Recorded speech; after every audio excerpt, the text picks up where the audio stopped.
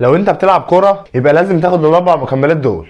اربع مكملات هيخلوا ادائك في الملعب حاجه تانية خالص. اول مكمل معانا هو الاوميجا 3.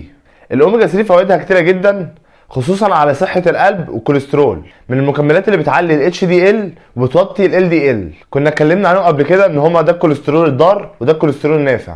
والاوميجا 3 برضو بتحسن صحه العقل وخلايا المخ. طبعا ممكن تدخل الاوميجا 3 من الاكل وممكن تدخلها من مصدر خارجي. في الاكل موجوده في كل مصادر السمك وبالذات سمك التونه. لو دخلتها من مصدر خارجي عندك حلين، يا تروح تشتريها من الصيدليه ودي هتبقى اوفر شويه، يا اما تشتريها من شركه مكملات. لو خدتها من الصيدليه هتاخد 3 حبات، حبايه مع الفطار والغداء والعشاء. لو جبتها من شركه مكملات هتاخد حبايه واحده في اليوم بس. تاني مكمل معانا النهارده هو الكرياتين، وانا طبعا مش محتاج اتكلم عن الكرياتين، معمول عليه اكتر من 1000 بحث وفوائده كلها عارفينها. بس اللي احنا مش عارفين ان هو بيفيد لعيبه الكوره، بيخلي ادائهم اعلى في الملعب وقوه تحملهم احسن وممكن يتمرنوا وقت اكتر. بالنسبه لتحميل الكرياتين مش ضروري خالص، النتيجه هي اللي بيحمل زي اللي ما بيحملش. والتحميل ده عباره عن ان انت بتاخد اول 3 ايام او اول 4 ايام سكوبين او 3 في اليوم، بيعلي نسبته عندك في الجسم وبيتكون في العضلات. وطبعا لازم نبقى عارفين ان هو لازم تستخدمه شهر او 3 اسابيع عشان تشوف نتيجته،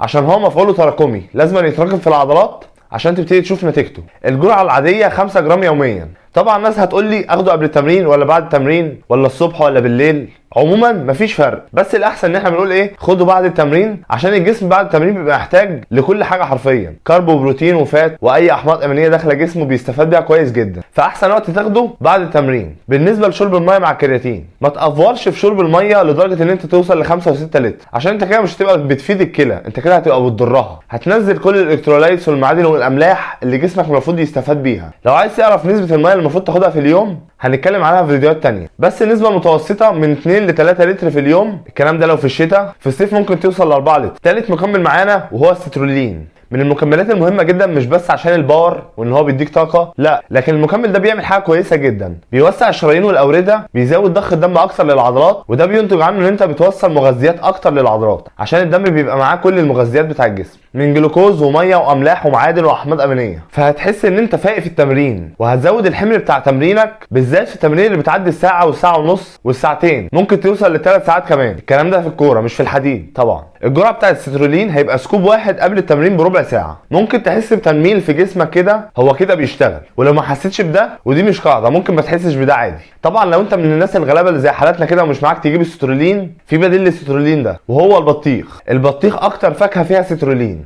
ال 100 جرام بطيخ فيه 300 مللي سترولين، فهتاكل لك 300 جرام بطيخ قبل التمرين. بس طبعا مش تاكله قبل التمرين على طول، انت هتاكله قبل التمرين بساعه عبال ما يتهضم والسترولين يمتص في جسمك تبتدي تستفاد بيه. قدامك السترولين، قدامك البطيخ، اللي حابب تشتريه اشتريه، بس طبعا السترولين المكمل بيبقى احسن بكتير. رابع مكمل معانا واحسن مكمل في المكملات دي من حيث ان هو بيفيد لعيبه الكوره هو البيتا الانين. البيتا الانين من المكملات اللي الناس مش واخده بالها منه خالص، بس هو مكمل مهم جدا. المكمل ده بيديك فايدتين. اول فايده بيزود من كميه الكارنوزين في العضلات. طب ايه الكارنوزين ده؟ ده بيبتيض بيزود من حموضه العضلات، ولما الحموضه بتاع العضلات بتزيد بيزيد تحمل التعب في التمرين، يعني هتتمرن افضل وبشكل اقوى والوقت اكتر، واوزانك اللي انت بتشيلها في التمرين هتعلى جامد. واحد هيقول لي يا عم انا مش بلعب حديد، انا بلعب كوره، ده هيفيدني في الكوره؟ هقول له هيفيدك في الكوره. وده هيودينا للفايده الثانيه، لانه بيقلل من تكون اللاكتيك اسيد في العضلات. ولو ما حدش يعرف اللاكتيك اسيد ده ايه، هقول لك. لما بتيجي تتمرن وتيجي في نص التمرين كده حاسس بوجع في العضله، او تحس ان انت مش قادر تتمرن